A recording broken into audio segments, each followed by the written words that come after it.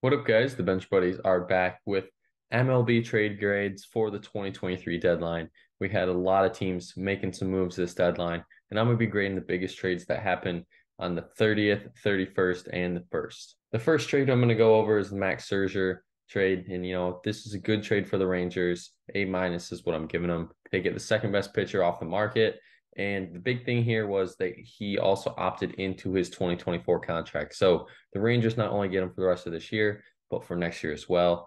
And after Evaldi heads to the IL, getting Scherzer is a good replacement. Where the Mets, they get a solid return. Unfortunately, they do lose Scherzer, but they get Acuna, which is Ronald Acuna Jr.'s brother, and he is going to be a good piece for the middle infield. Possibly even next year, you could see him get called up just because he has been really good in the minors this year. The Blue Jays get Jordan Hicks out of this one, and one of the best bullpen arms off the market goes to Toronto. And what Cardinals got back in return, I'm giving them a C plus. It's two right-handed starting pitchers that could debut early as next year, but I think they could have got either a little more or a better prospect from Toronto. But for Toronto, I think it's a good move for them for the deadline. Another Rangers move gets them an A plus, getting Jordan Montgomery and Chris Stratton. They get some reliable arms, not only for the rotation for the bullpen. Then the Cardinals get some good return as well. King might get called up to the majors this year. Roby and Thomas Sagasi, I think that's how you say his name, are solid adds to the farm system. So the Cardinals have sacrificed a lot to get a lot already in this video. This is a trade that makes sense, I think, for both sides. Grichuk and Crone were on 1-year deals, and I'm kind of surprised what they got back in return. Pair of top 30 prospects for those rentals. Grichuk's hitting over 300. Crone has shown power.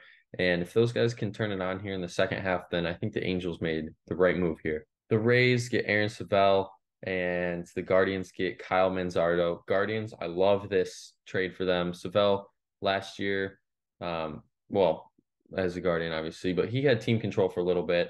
But they get Manzardo. That'll be a huge add for first base. And I think it just makes too much sense for hitting power wise. He's a good hitter. Where Savell helps the depleted starting pitching rotation for the Rays, which has been very inconsistent and weird as of the past 5 years of the Rays. That's all they've relied on. And he's under team control through 2025. So the Rays making moves that make sense not only for this year, but for future years as well. The Diamondbacks and Mariners made a trade, and the Diamondbacks, I think, got one of the best deals of the deadline, I want to say, bringing Paul Sewald. He is going to be their true closer now once they bring him into Arizona. And then the Mariners got three guys in return. Rojas, possibly to fill that void at second that they really can't figure out this year. Canzone, a top 30 prospect that has played in the bigs a little bit, and then infielder Ryan Bliss. I'm only giving them a C just because I think the Mariners didn't have to give up Sewald because they did have a good 8-9 punch with Munoz and Sewald, but maybe they just saw something here where they could get a little back in return for Sewald and possibly go for it all next year. The Brewers get Mark Canha, and the Mets get Justin Jarvis. This is just just a trade we're going to look back and not really do too much. The Mets are paying Canha's salary at league average OPS plus. So I think the Brewers just are hoping that he can possibly get that up a little bit and be a decent bat at the bottom of their order. And another great trade that I think helps both sides is Candelario going to the Cubs from Washington. He was the best position player on the market after signing a 1-year deal with Washington. And what did they get in return? They got two top 30 prospects back from the Cubs. So these teams, are making some good deals. I think the Cubs getting Candy is just kind of the bat that was missing. He's been consistent this year, putting the bat on the barrel having a career year. Where the Nationals get those prospects back, they're going to help their farm system grow. The Padres and Pirates made a trade. I think this one is more good for the Pirates in the long run. Wolf is a top 30 pitcher. Suero is young and has that high upside that could possibly make debut within 2 years. Where the Padres got two platoon and depth guys that, will help the team for sure, but it's not gonna, take this team from, let's say, 81 wins to 90 wins. Both of these teams are getting A minuses, and that's because the Blue Jays make a deal to get Paul DeJong from the Cardinals, and it's a huge get after Bichette's injury on Monday night.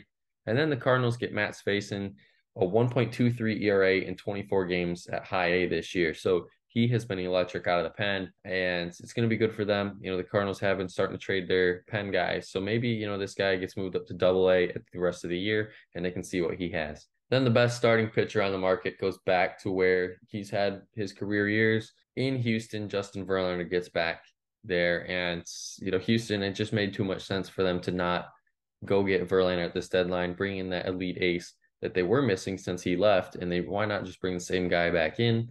Where the Mets get two outfield prospects that were number 1 and number 4 in Houston's system, and it's a big haul for them as well. So both of these teams are getting A's. The Phillies and Tigers, my Tigers made a trade, and the Phillies got Lorenzen, who just today on August 3rd threw an 8-inning, 2 earned run, just great start in his debut.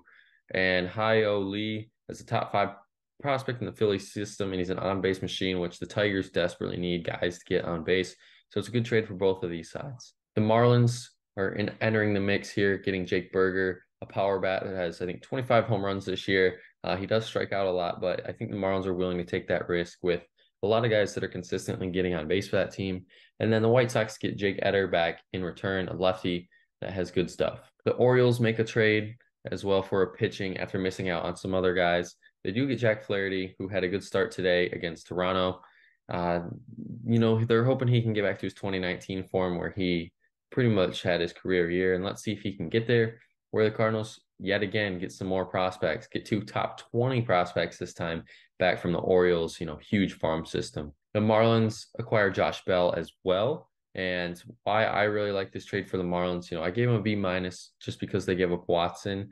But I think Bell is going to be the platoon guy that can, because he is a switch hitter, he can hit from both sides, and that gives them versatility there at first. And the Guardians, however, get Gene Segura, who is filling the void of Amed Rosario, who got traded to the Dodgers. And then they get Watson, who, was kind of a head case for a little bit early in his career. But let's see if he can turn it around now with the Guardians. But we're just going to have to see how that plays out for them in the long run. The Padres also made a deal with the Marlins, getting Garrett Cooper and Sean Reynolds. And Cooper was on his way out once they brought in Berger and Bell. I think the Padres, they're getting a flyer on him. They do have Cronenworth, Cooper, and they got G-Man Choi as well. So they have 2 true first basemen now for the Padres. And then the Marlins get Ryan Weathers, and it looks like more than likely they were just trying to get rid of Cooper for anything. And they do get a lefty bullpen arm, though. Then the last trade that I'm grading is the Dodgers getting Ryan Yarbrough from the Royals. And I really like this trade. His last start with the Royals was 6 innings, gets the win. And he's been really turning it on as of late in July. He more than likely will be the long relief guy out of the pen, but he can make a few spot starts here and there. And then the Royals get not too much in return. I mean, it's all right. 2 infielders, but they do need help around Bobby Witt, as the infield, has been depleted this year. But that's going to be it for this video of the MLB trade grades of the 2023 deadline. Make sure you guys come back next time to see where your favorite team ranks in the power rankings, as those will be dropping on Monday. But until the next time, the Bench Buddies are out.